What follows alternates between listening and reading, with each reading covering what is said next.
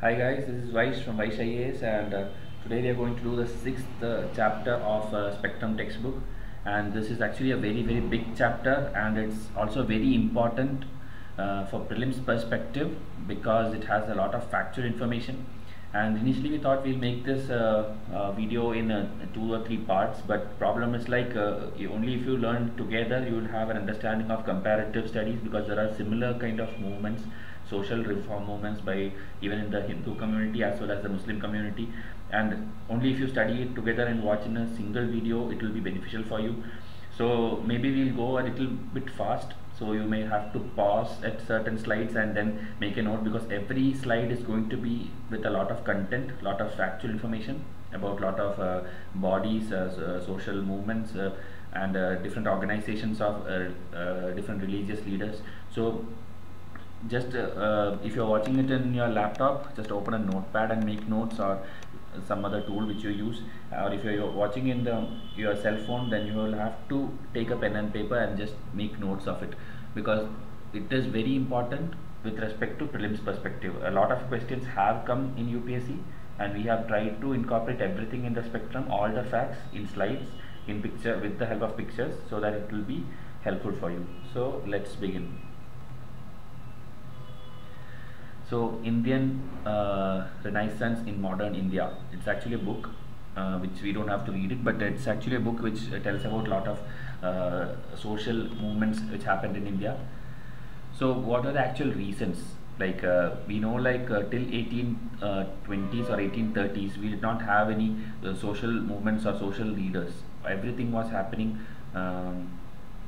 based on what the British wanted, the British laws, the British rules, and the traditional rights were challenged. The religion was being interfered by the British, and also the Indians were more kind of orthodox believers in most of their religious activities, and they did not have any modern thinking or social outlook. So how did it start all of a sudden from 1830s? We'll see the reasons, different reasons. India was in a vicious trap of black magic, blind faith, idolatry, polytheism, etc. during that time. High position of priests and their version of scriptures. So this is one strong reason. The priest or the Brahmana class, who were considering themselves as the highest caste based on the Vedic classification of the four Varna system, they were imposing everything on the other classes, and they were considering themselves as superior. Even the Kshatriyas or the rulers, everyone tried to appease them by giving them land or lot of grants, which were not being liked by anyone. If you remember, or if you have learned your medieval, you will know, like even the Buddhism and Jainism religions have come out because of the over dominance of Brahmins in the Hindu religion. Few rulers like Siddhartha, they were not liking it, and that is how the Buddha and Jainism had actually started. So that's a different story. We'll see medieval India later someday. High position of priest is a strong reason. The depressing position of women. Women's right from the birth, it was not welcomed. Female infanticide was at its peak. Marriage was considered as a burden. Even now in villages and all, in some regions, a marriage of a girl child is considered a big burden by parents. Widow is considered as a bad omen. So if a husband dies, then that is also being blamed on the woman, or the woman has brought bad luck to the family. So there were a lot of things happening which were not at all good for the status of women in the society. Raja Ram Mohan Roy can be considered as the greatest leader when it comes to social movements. He was a strong leader who abolished sati with the help of William Bentinck, who was the Governor General at that time, 1832, I guess. So he mentioned sati as a murder according to every shastra. So he's telling it is not even accepted by any scriptures or any religion. So next is caste system. We'll see all of these in detail. This is just a list of points of what was going on in the society at that time. Caste system, many were considered untouchables. Out of the Hindu population, 20%, that is a huge number. 20% were considered untouchables, and they had to stay away from the rest of the society. It was common in other religions too. We had seen in the previous videos or chapters, like in the Muslims also, they had the Sharif Muslims and the Al-Jaf Muslims were considered to be downtrodden. So it was happening in every religion. Opposition to Western culture. So as you know, after 1813, the Charter Act, missionaries were allowed, Christian missionaries were allowed to spread Christianity in India, and they were against all the Hindu rituals. They considered Indians to live in a barbaric society. So these barbarian life had to be amended. That is what they believed, the Britishers. So obviously there will be opposition from the Indians to the Western culture. Awakening enlightenment of Indians. If you know, in the 1830s is when the British started introducing education system into India. So what they wanted is, they wanted to civilize the Indians, and they civilize the Indians, but not for the Indians' good. They wanted people to work for them at lower salaries or lower income. So they wanted to give the basic education to Indians. But in turn, what happened was, many Indians awakened or got enlightened by this education, because they started to learn about what is happening around the world, what are the ideals of equality, fraternity, justice. They came to know about all these things, and obviously they will want to apply it to their own country for their own people. So that was one reason. So they wanted to give up old traditions. Then they started consuming beef, have wine, started having self-realization. So they began to understand the good side of the modern life by giving up old traditions. Realization of colonialism, nationalism. So these are important reasons, or this was the setup, the actual backdrop of what was happening in the society, and why leaders, or how leaders came forward to fight against each of these issues.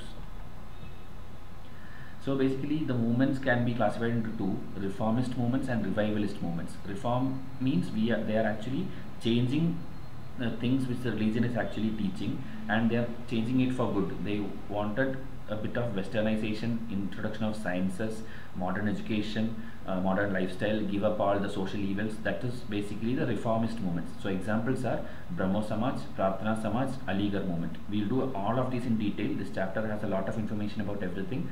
So these are reformist movements.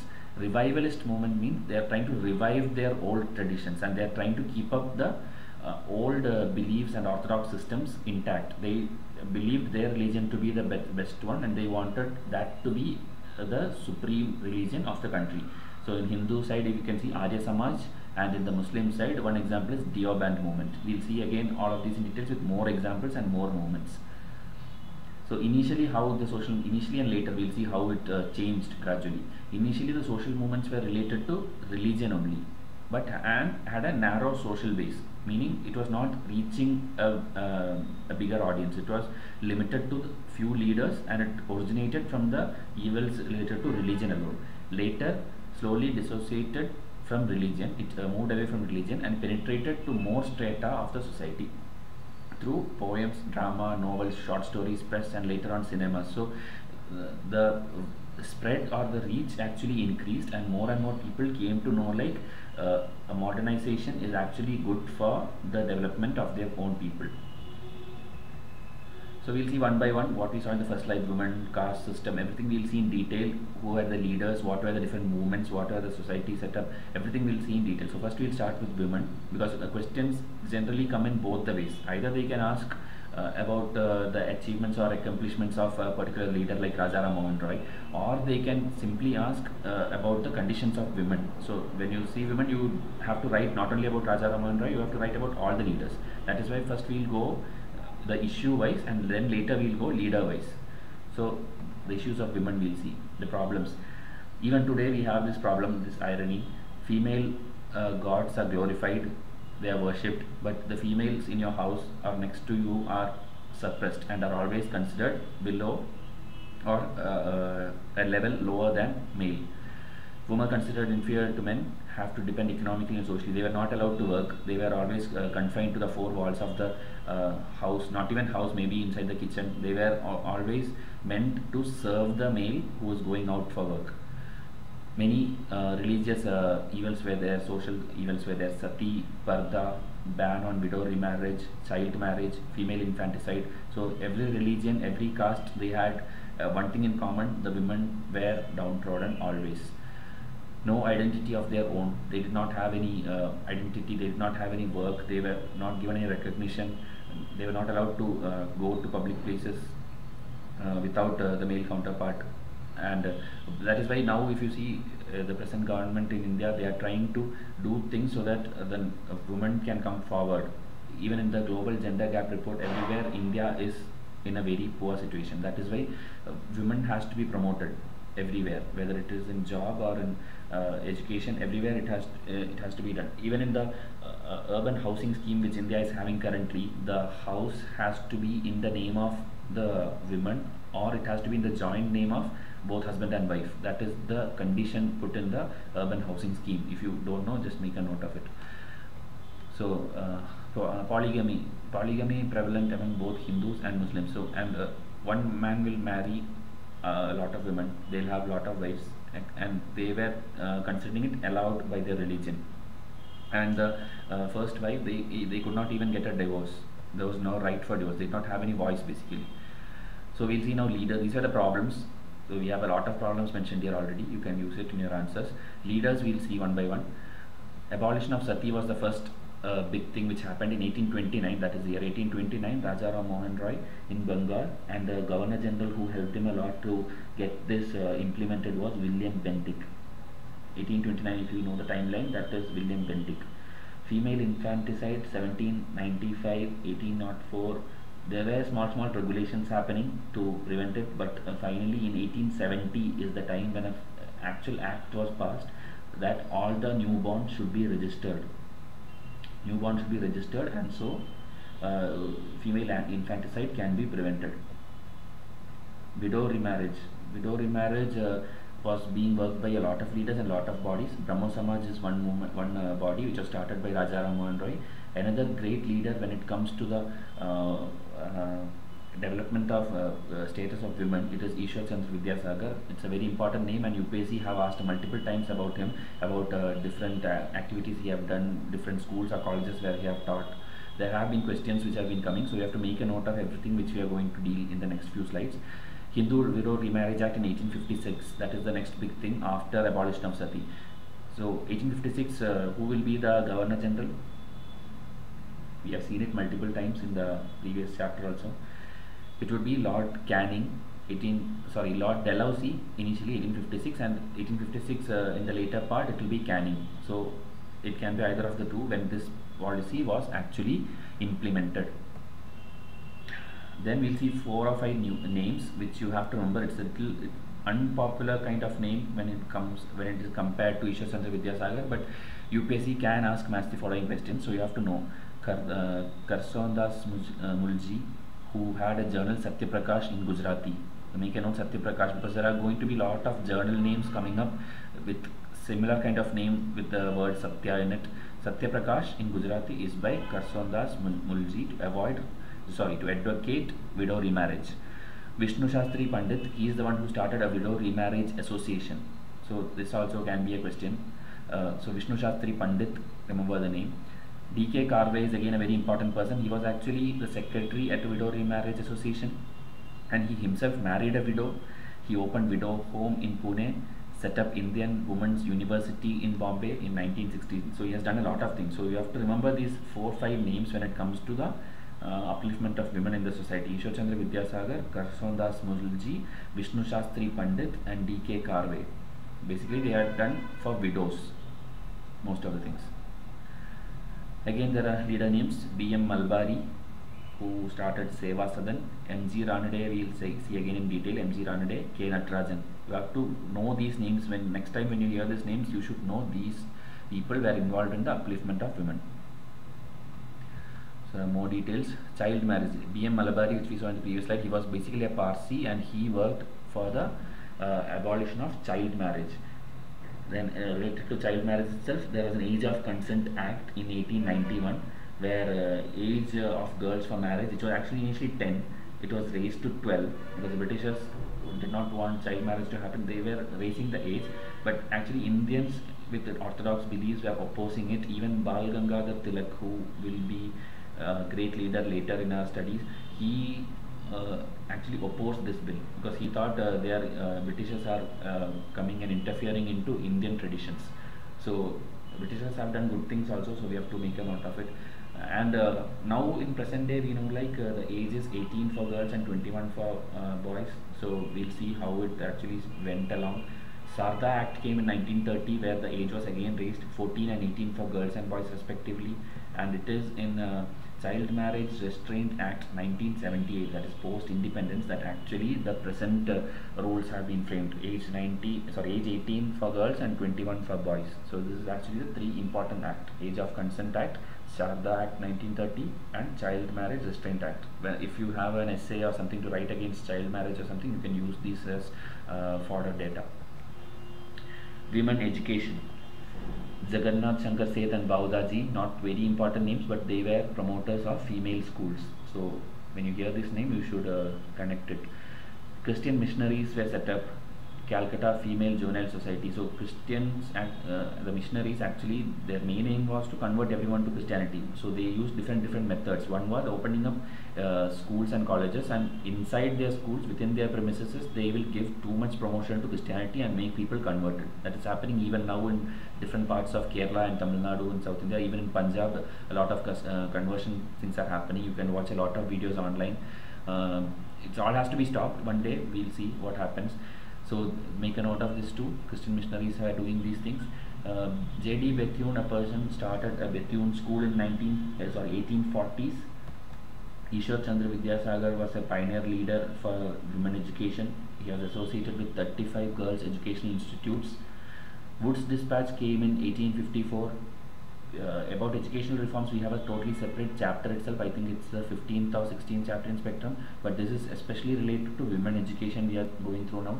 So Bethune School, where Vidyasagar, 35 schools. Wood's Dispatch laid a lot of emphasis on girls' education. And again, D.K. Carve, we saw it in the previous slide. He was secretary at a women's remarriage association. He married the widow himself.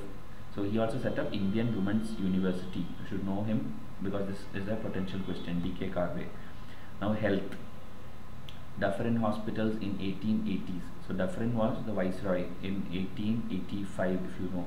So he started Dufferin hospitals, and women medical services were given importance. Later, by the 1914 and all, training of nurses also began. Indian women started getting opportunity to serve in the hospitals. Politics and national struggle. So women in the early 20th century, Sarojini Naidu is one prominent name. We learned when we learned INC president, she was the first Indian woman to be a president. However, the first woman was Annie Besant, who is a foreigner, but first Indian woman is Sarojini Naidu. Modern India, we have a lot of acts and laws which is actually keeping into mind the gender equality. Article 14, 15, when we learn polity, we will know there is equality among all genders, there is no discrimination. Then there are a lot of acts, Special Marriage Act, Hindu Marriage Act, Hindu Succession Act, Hindu Adoption and Maintenance Act, Maternity Benefits Bill. Even in 2016 it has been amended with a lot of very good rules, which is one of the best in the world when it comes to the maternity leaves and all. We learn about it when we learn acts.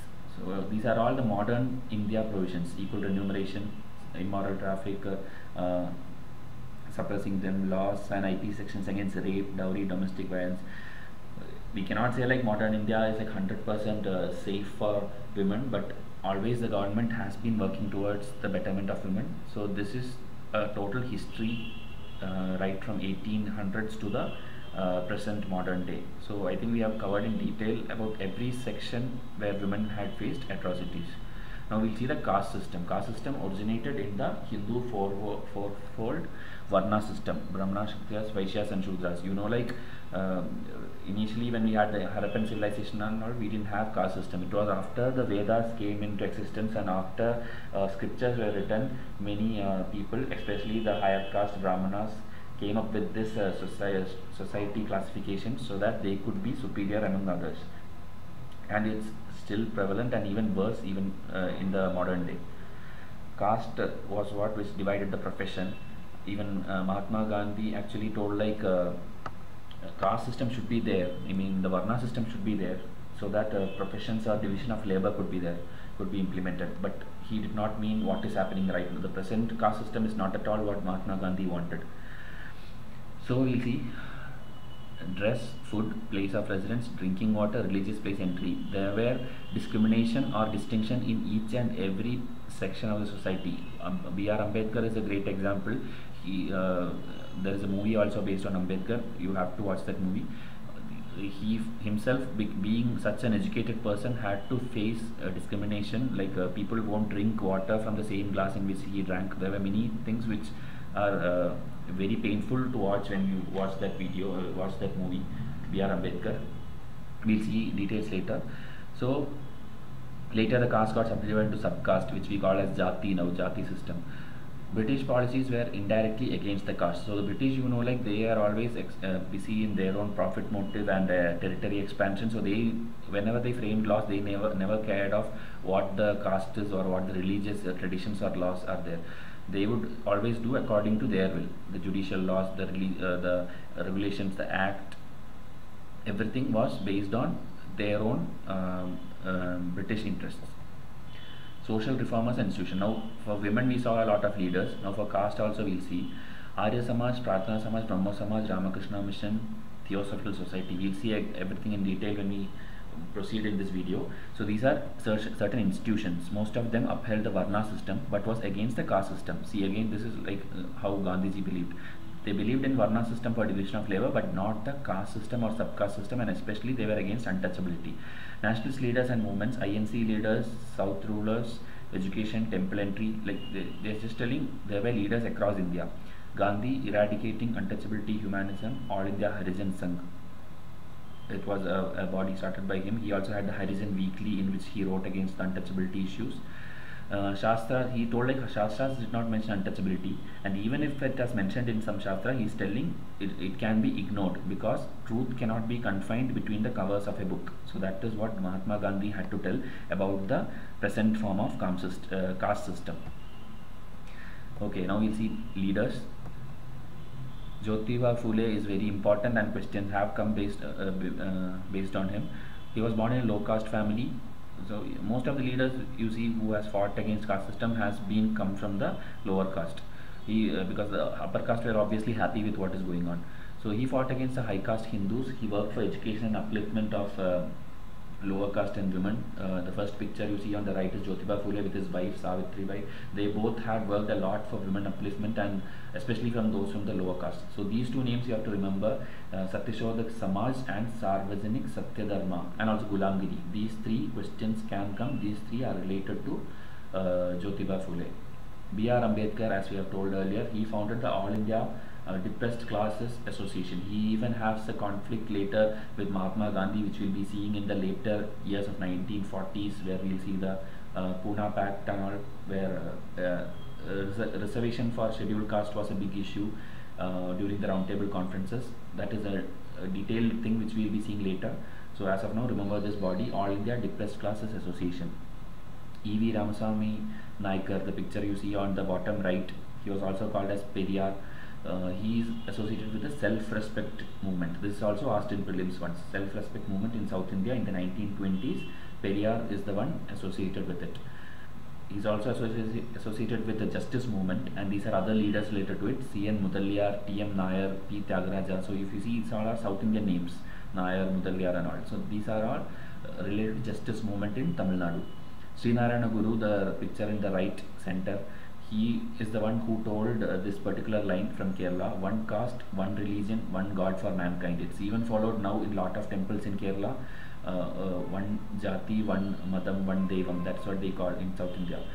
So this is a quote which is popular even now, and people are there who follow this in the Hindu sect in Kerala. SNDP movement, Srinarayana movement, it is. Erava caste is one caste actually within the Hindu sect in Kerala. So he was basically trying to uplift that caste, because Erava caste was basically considered downtrodden in those days. But now it is not the case. Now it is under OBC and it is having the reservations. But that time it was considered downtrodden. Aravipura movement, temple entry movement. So Srinarayana Guru has been connected to all these movements. You have to remember these names. Sahadaran Ayyappan is actually a disciple of Srinarayana Guru. He even modified that or tweaked that quote, and his idea was no caste, no religion, no God. So it was kind of a little bit of atheist kind of thing, but it is even better when you see all the problems in India now because of caste system. This is actually better. No caste, no religion, and no God. People should actually work for humanity who is there beside him. If you don't serve humans, then there is no point praying a lot of gods. That is what he believed, and that is what ideally most of us Indians should believe. So that's a different issue. Vivekananda will be telling that later. We'll see in the next few slides about what he told. Kesava is another name. Vaikam Satyagraha in Kerala. It is one Satyagraha movement which happened in Kerala, southern Kerala. C. Rajagopalachari is a leader in Madras. We'll learn a lot about him in the national movement also. Then the Travancore Maharaja. So these are persons who fought against caste system or took a strong stand against the upper caste. So you have to remember these names. Government of Act India Act 1935, depressed class given special rights of representation. This is the time when Ambedkar also comes into picture and fights for the reservations. Modern India, we have provisions everywhere when it comes to the lower caste or what we call it as scheduled caste and scheduled tribes. So in the preamble we have a term called social justice. This is also important. Preamble. UPSC picks up certain words and asks like whether this is mentioned in the preamble, whether this is mentioned in the constitution. Like the word budget. The word budget is not mentioned in the constitution. So there are things which UPSC picks up and asks. DPSP is almost entirely related to this because DPSP itself is for a welfare state. So it will be social order for all. Fundamental right, we have Article 17 which abolishes untouchability. So we are relating our history with our polity. Okay, so you should learn this way. A UPSC aspirant should have the ability to connect every subject with each other. Only then they can write a good answer. Now we will go leader wise. First we saw issue wise with women and children issue and education, health, caste system. Now we are going to learn leader by leader because UPSC have asked that way also. They will give some quote by quote or a body related to this particular person and they will ask you to elaborate. So first we will learn the most important person, Raja Ram Mohan Roy. He is considered the father of Indian Renaissance. He was a reformist. Obviously he did not believe in old traditions. He wanted modern sciences and he believed in Western scriptures. Gift to Monotheist is a book written by him. Percepts of Jesus is also a book. So I am just mentioning the important ones. He had a lot of books, but these are important ones which UPSC can ask. Gift to Monotheist, Percepts of Jesus. He even translated the Vedas and Upanishads to Bengali. He worked on prose on Bengali grammar and he was a gifted linguist. Actually he learnt a lot of languages and he always used to read the books in their original script. Meaning if Bible is written in a particular script for the first time, he will read that. He won't read the translation. He will read it himself, the original one, because he believed like more and more you translate and make different versions of it, more and more things will be cut off from it. So he always wanted to read the original book in the original language. So always he used to learn a lot of languages. Now we'll see a lot of bodies related to him. You have to remember these names because it can be asked. 1814, the timeline is not important but the bodies are important. 1814, Atmiya Sabha against caste system, idolatry, meaningless rituals and social ills. 1828, Brahmo Sama, or later it was called Brahmo Samaj, to institutionalize his ideas and missions and to purify Hinduism. 1829, abolish sati, we already saw this. He attacked polygamy, fought for women's rights in property. Opposition from, so whenever he did this, he had opposition from lot of orthodox sects like Dharma Sabha, Bharat, Dharma Mahamandala. All the orthodox Hindu bodies were against whatever Raja Ram Mohan Roy did. So you see Madan Mohan Malaviya, who had a lot of Hindutva inside him, all his speeches or whatever he do, there will be an element of Hinduism in it. So they were opposing any westernization of Hinduism. 1817, he helped David Hare establish the Hindu college. So this UPSC, what they do is they will give a list of 4-5 things and tell like whether Raja Ram Mohan Roy is related to this or not. So they will give this Atmiya Sabha, Brahmo Sabha, Hindu college. And so Hindu college, you have to remember, he did not establish himself, but he helped David Hare to actually set it up. He established Vedanta College for Indian learning. From the name you can remember Veda. He was believing in Vedas, so Vedanta College. Western sciences, social learning. His own English schools were there which taught literature, mechanics, Voltaire's philosophy. He was greatly influenced by foreign philosophy. Condemned oppressive practices of zamindars in Bengal, abolished illegal taxes, abolished East India Company's trading rights, reduced export duties for Indian goods.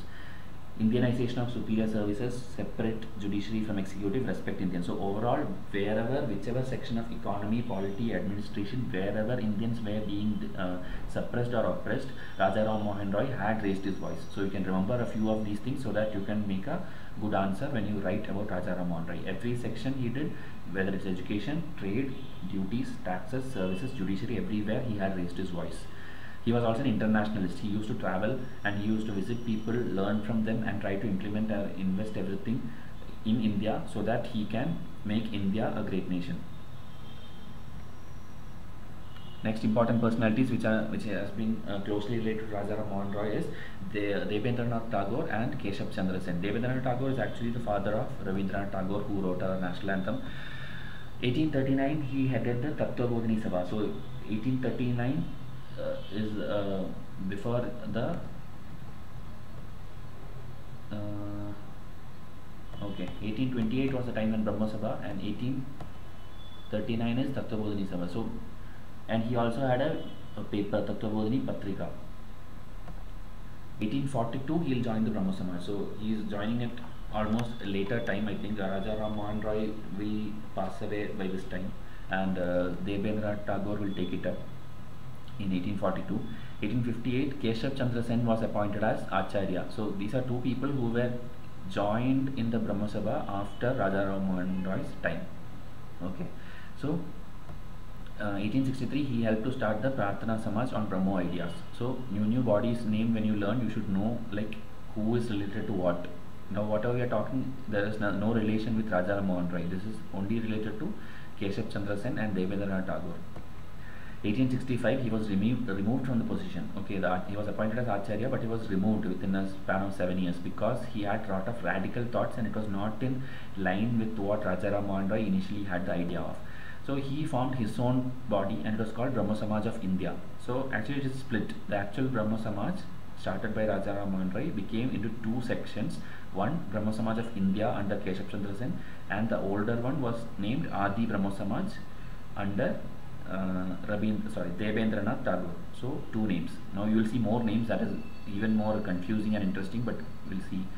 1878 Keshav Chandra Sen did a very disgusting act. He allowed his young girl child to marry an Indian ruler. So obviously the followers of Keshav Chandra Sen, there were a problem between them, and the disgusted followers formed their own version, and it's called Sadharan Brahmo Samaj. Now you see a lot of names and it's confusing, I know, but if you understand the story, it is very easy. Brahmo Samaj was split into two, and then this Brahmo Samaj of India was again split into one small faction, Sadharan Brahmo Samaj, because they were having issues with Keshav Chandra Sen. The initial ideals of Brahmo Samaj was they were against caste system, polytheism, idolatry, avataras, any social evil, they were against it. Any scripture can be regarded as ultimate authority. So they did not impose Hinduism. They were believing everything, all the religions are one, but do not go behind traditional orthodox rituals. No definite stand on doctrine of karma and transmigration of soul. So this also can be a potential prelims question where they tell like what are the ideals, which of the following are ideals of Brahmo Samaj. So they did not have a definite stand on karma and transmigration of soul. Okay, that's about entire Brahmo Samaj story. Hope you understood.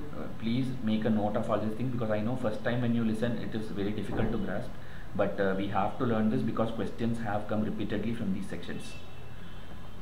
Young Bengal movement is also another where mains question can come. They were called the Derosians. This was actually in a college, even now, because in news we have the JNU issue and all. This can be a question. So you'll see 1820s and 1830s radical intellect youth group inspired from ideals of French Revolution. So that's what we saw when education was one reason for the Enlightenment. When Indians started to learn about what is happening around the world, they started learning about French Revolution, equality, liberty, justice, freedom, fraternity, everything. So they became a radical group, intellectual youth, and they started to form a movement under the leadership of Henry Vivian Derozio. That is why they are called Derosians. He was an Anglo-Indian who taught at Hindu college. Okay, in the Hindu college he was teaching, and under his leadership many youth gathered together. You can see the statue of him and a stamp released by Indian government, Henry Vivian Derozio.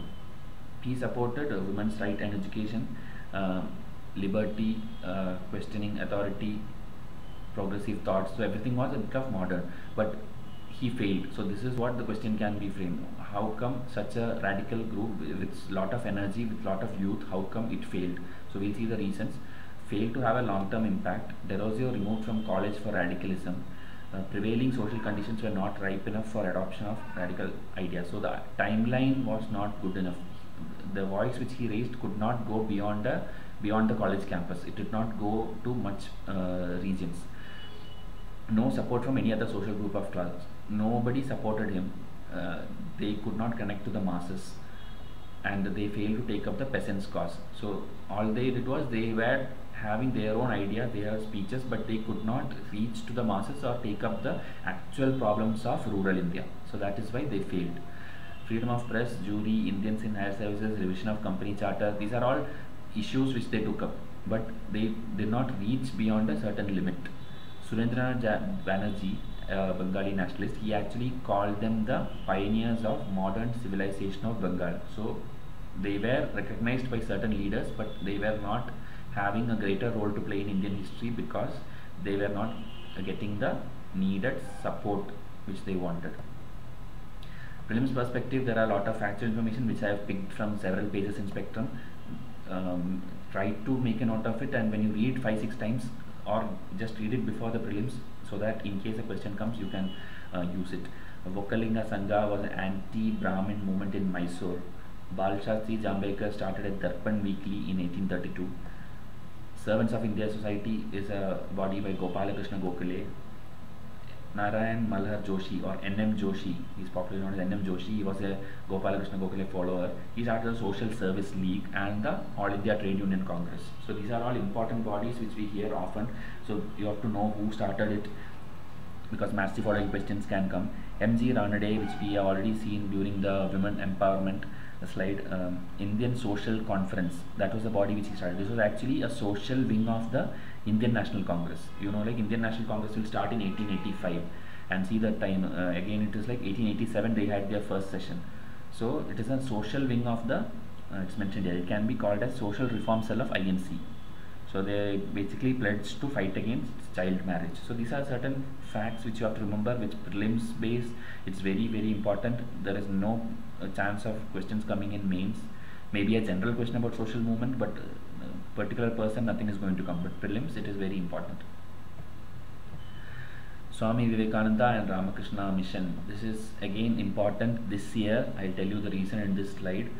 Ramakrishna Paramhamsa, a poor priest in Kali temple in Calcutta. I'm sure most of you would not even have heard of this movie. There is a movie of Swami Vivekananda where Mithun Chakravarti is actually playing the role of Ramakrishna Paramhamsa, and it's one of his best roles, I would say. But most of us don't know about the movie because it's not a entertainer or something. Its movie is showing the true story, and it's kind of a documentary kind of thing, showing the entire life of how Ramakrishna Paramhamsa meets Vivekananda and how he becomes a Swami, how he has become such a great leader which we know as of today.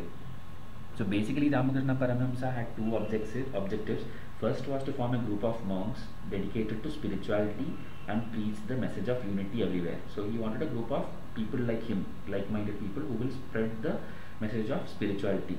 Second, he wanted to have disciples who will do charitable work. That is how one of his disciples is Swami Vivekananda, who will go far and wide and do all the kind of charity, and who will fight against the caste system and against all discrimination. So actually the first objective was done by him itself by forming the Ramakrishna Mutt. Okay, Ramakrishna Matta, where it is available everywhere in India. I think in most parts Ramakrishna Mutt is there. You should actually visit if you have anything close by. And his disciple Vivekananda was one who accomplished the second objective of doing the charitable work and traveling far and wide. So that was done by Vivekananda by doing the Ramakrishna Mission. So these are two different things, Ramakrishna Mutt and Ramakrishna Mission, for two objectives. And now it's a worldwide mission. So what he said was, service to man is service to God. We have seen this already when we did Srinarayana Guru. You should not go behind a number of gods or religion or caste. Instead, it should be service to humanity. That is what, you can connect each of the social leaders. They were actually saying the same thing but at different times and different locations. That was actually told by Ramakrishna Paramhamsa himself, not Vivekananda. But Vivekananda, being the disciple, followed the same. So Swami Vivekananda, his original name was Narendra Datta. He was preacher of Neo-Hinduism, or a new type of Hinduism, where he spread the teachings of Upanishads, Gita, Buddha, Jesus, everything. Conjunction of Hinduism and Islam. Knowledge without action is useless. This is the quote which has been asked in essay also in UPSC means. He wanted to bridge the gap between Paramartha and Vyavahara, that is knowledge and action. It is not enough you have a lot of knowledge or you do a lot of spiritual work. You have to implement it and make use of it so that people around you are getting benefited. It is an insult to God and humanity to teach religion to a starving man. So that is what we also should try to do when we get a chance to help others. We should not leave the people to their fate based on blind beliefs. We should try to teach them how to help each other instead of trying to teach them religion. Approved of using technology and science for improvement of mankind. So he was also a modern thinker. Valued and respected image worship. So remember this, even though he believed in like Rajaram Mohan Roy was against idolatry, if you remember, but Vivekananda respected the image worship. So you should know the difference also.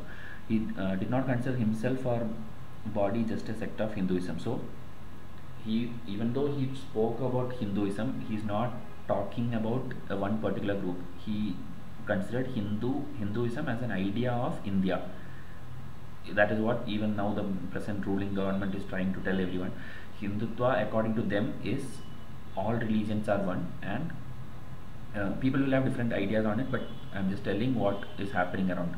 So Hindutva means every religion is one and everyone should serve each other and humanity is above everything. Okay, and Parliament of Religions held in Chicago in 1893. There's a very famous speech where Vivekananda goes to Chicago and addresses the religious leaders from across the world, and it's even available in YouTube. You should listen to it. It's very inspiring and it's very motivating kind of speech. And if you see the timeline, it is completing 125 years this year. So that is why this slide is very important, and Swami Vivekananda becomes very important for us. UPSC aspirants have to learn everything what is mentioned in this slide, and if you can read more, read more. Try to listen to that speech from YouTube. Now we'll see religious wise, like till now we were looking people who had modern ideas. Now we'll see revivalist movements where Swami Dayanand Saraswati is the most prominent name when it comes to Hinduism, the Orthodox Hindus I'm speaking about. So he was a revivalist at Gujarat. He wandered in search of truth. He set up the Arya Samaj, which is again an important body which can be asked in prelims. Which had a unit in Bombay in 1875, headquarters at Lahore. Satyartha Prakash. So again the word Satya is coming. Lot of books we have seen, books of journal names.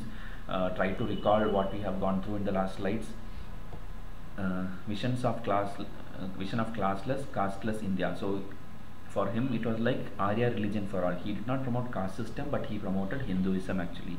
Vedas are infallible. So Vedas, so he gave the quote, go back to the Vedas. He believed only in the Vedas, and everything after that was wrong according to him, like the Upanishads or anything, Puranas, anything which came after Vedas, he did not believe in it.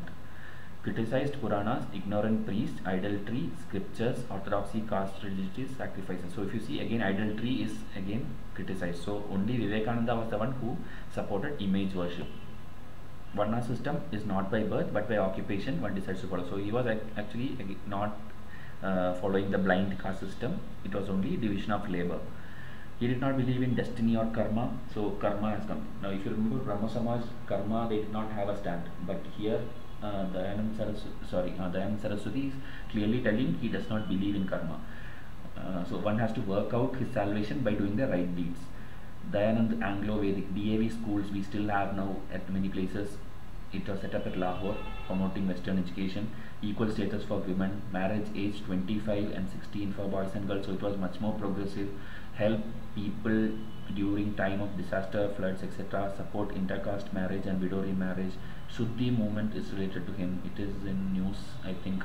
So to reconvert people who converted from Hinduism to any other religion. Now even they tell the Garvapsi and all those things by Hindu So Hinduism was strictly highly promoted by Dayananda Saraswati.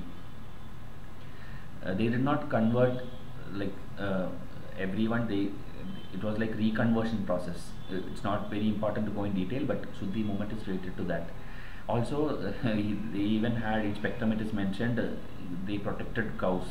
Based on what is happening in the news nowadays, protection of cows, you have to know Dayanand Saraswati also was promoting protection of cows.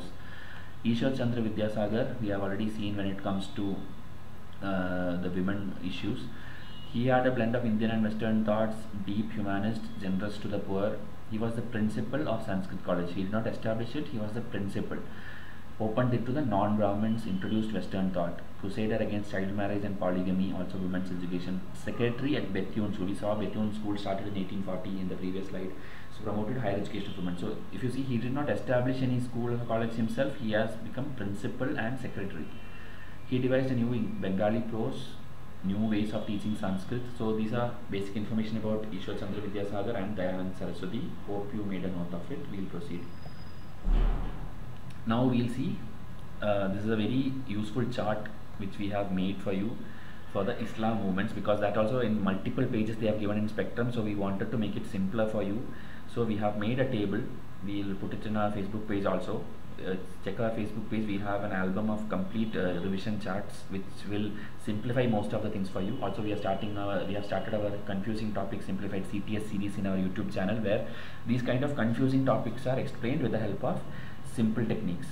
So if you see, I have grouped it into two: revivalist and reformist. So basically 4 movements are important. Wahhabi movement and Deoband movement are revivalist movement, who believed in traditional orthodox Muslim ideology.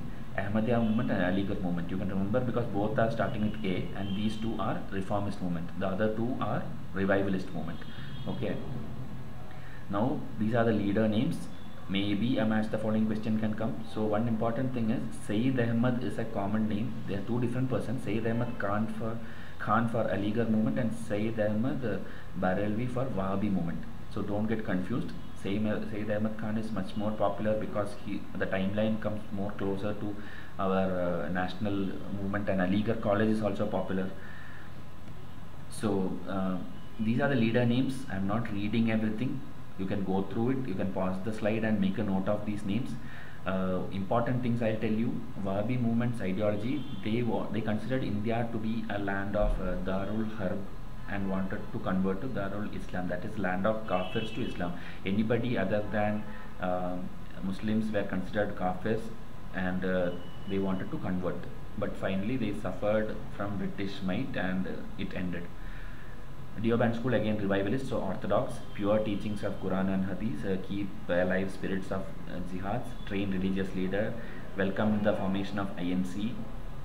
So this can be a statement if when UPSC wants to confuse you, because you will think like they are all based on Muslim ideology alone and they will oppose INC, but they welcomed the formation of INC. Issues fatwa against Aligarh and UPA. So all the reformist movement, they issued fatwa. Now also many Muslim clergies you will see in the news issuing fatwa if anything is done against the Quran. Later leaders wanted English, science and unity. So later some leaders came up who wanted a little bit of progressive thinking, but it was not the case of the original ideology. And politically and educationally they were improved. So that's what the later leaders came and they improved the ideology. Ahmadiyya movement is again having a hint of Sufi touch to the Muslim ideology, and they are reformist. They supported Western education like the Brahmo Samaj. There is no jihads, but what happened was they had too much mysticism and too much spiritual kind of leaning towards spirituality. So they suffered from that and they could not flourish. Aligarh movement is the most popular one. Sayyid Ahmad Khan, and he received knighthood in 1888. He started the Aligarh College in 1875, judicial service in 1870. There are certain facts which I picked up so that at one page you can see everything. Quran is ultimate authority, but need Western education as well. Mohammedan Anglo-Oriental College was the actual name, which became popular as Aligarh University later. United Patriotic Association is another association related to him. A magazine written by him is Tadib ul Akhlaq. about manners and morals, against polygamy, parda, women's slavery. So it was far more advanced compared to even the present Muslim ideology. He wanted everything to be modernized. He stayed away from politics and focuses on education. British took advantage of this modern thinking, and they started to use them against the Hindus because they were progressive Muslims. They wanted to bring them into political light, and then that is how overall later Muslim League and all forms. I think there was a quote by someone, I don't remember, like, if the Aligarh movement was not there, there would be no Muslim League at all. I don't remember who said it, but there was a quote which I saw in some textbook. So these were the most popular 4 movements. Make a note of this chart. I'll upload it in Facebook sure today itself, so you can note. And there are 2 other movements which are not so popular, but was mentioned in Spectrum. Titumir's movement, it is called. See the last line, by Mir Nithar Ali, who was a disciple of Sayyid Ahmad Barelvi, who started the Wahhabi movement. So Titumir's movement is one movement, and Ferrazi movement is there, started by Haji Shariat Allah, and this both against Hindu landlords. So it was not something for education or something for a national movement. It was actually because of the oppression by some Hindu landlords. So remember all these 6 movements. It is going to be very useful for you. Now we will see some more movements of other religions. Parsi movements and the Sikh movements we'll see. It's very small. We'll see it quickly. Parsi movements, 1851, Rahnumai Mazdasen Sabha. It's a religious reform association. So if UPSC asks this question, well, which religion it is related to, it is a Parsi movement which wanted the revival of Zoroastrianism. So a new religion. Now till now we are talking about Hindus and Muslims. Now it's about Zoroastrianism. Women education, age of marriage, parda system, all these were raised by them. These are popular leaders: Nauroji, Furunji, Dadabhai Nauroji, K.R. Kama, S.S. Bengali. All these were related to the Parsi movements. An important newspaper related to them was Rast Goftar, Truth Teller. This is also mentioned in Spectrum, so make a note of it. Rast Goftar and this body Rahnumai is related to Parsi movements in India. Sikh movements, 1873, Singh Sabha movement at Amritsar. Objective was Western education and opened Khalsa schools.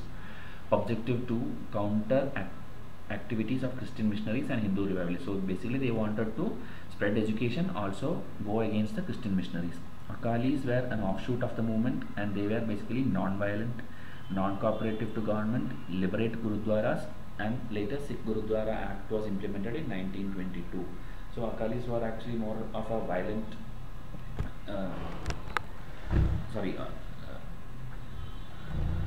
they were actually not cooperative to government, and they had their own ideology, and basically they wanted to protect the Gurudwaras. So that is what Akali sect stands for. Theosophical movement is an international movement which promoted universal brotherhood of fraternity. 1875 it was started by Madame Blavatsky and Alcott in USA. These are the pictures which you see on the right. In 1882 they came into India and shifted their headquarters to Adyar, Madras. So one important personality is Annie Besant. Annie Besant became its president in 1907, believed in Indian culture, karma, reincarnation. So here also they believed in karma, Vedas. So they were and they started the Central Hindu College, Banaras. So you should know these things. Annie Besant was the one who started Central Hindu College in 1898. She will be again important later. We'll see. Gave much self-respect to traditional Indians, but outdated compared to Britishers. So they were trying something from their side to revive Indian traditional culture, but Britishers considered them all as outdated. Now we see the positive impact and negative impact of the entire social religious movement which we discussed till now, because everything will have a good side and a bad side. So positive impact is understanding of pure scriptures and teachings of the past, conversion of many religious texts into vernacular languages, realization of importance of science and philosophy, modernization but not westernization. So they wanted to be modern, but they did not want to be a total copy format of how the Europeans are living their life. Political participation, individual liberation. So people were starting to come out of the shackles of Indian traditions or Indian orthodox systems, and they were coming forward to participate in the polity of India, and also individually they wanted to become liberated. This is a negative impact, narrow social base. We have seen this in the multiple movements, especially the Rosian movement, where they could not connect to the masses. All the movements were limited to the college students or upper middle class intellectuals, and peasantry was totally ignored. The actual problems in India even today lies within the peasants or the rural India, but the social movements, everything could not take up the cause of the peasants. Too much traditional knowledge and stories led to mysticism. We saw this in the Muslim movement of Ahmadiyya movement, where it led to a lot of mysticism and it collapsed. Too much tradition again undermined the process of science and modern world. So even though many leaders were trying to promote it, it could not reach the masses. Muslim classes glorified West Asia culture more than Indian culture. So we know like Hinduism and Muslim were becoming two separate strong classes, and so the ideologies also differed, and Muslims were basically glorifying the West Asia culture, where regions of Turkey or their caliphate were residing, and not the Indian culture. Communal consciousness grew more than national consciousness. So the whole communal issues you see in India had their roots at this particular time. Even though social movements were started for good, it sowed the seeds of communal clashes, and now India is in a state of divided India. Even though India is a country of unity and diversity, there are many people who are creating problems in the name of religion, which has to come to an end someday. On a net outcome note, a new era of Indian society developed. So we saw the positive and the negative, but on a net, we'll see like it was a new era for the whole Indian society. We'll see some quotes. A lot of quotes are mentioned in this chapter because it's mostly a philosophical kind of chapter. No country whose females were sunk in ignorance could ever make significant progress in civilization. So that's true actually. If females are ignored, then that country cannot be considered as truly progressive. So this can be a quote in question as a question, and they will ask you to elaborate. You have to tell all the problems which women suffered, how many leaders worked on it, what the present government is doing for it. So women issue is a very important question. Even in this year's mains, I think 2 or 3 questions were there in the overall. If you take the 4 papers of GS, 3 to 4 questions were only about women empowerment. If religion does not allow social reform, then change religion. This is a quote by Gopal Hari Deshmukh.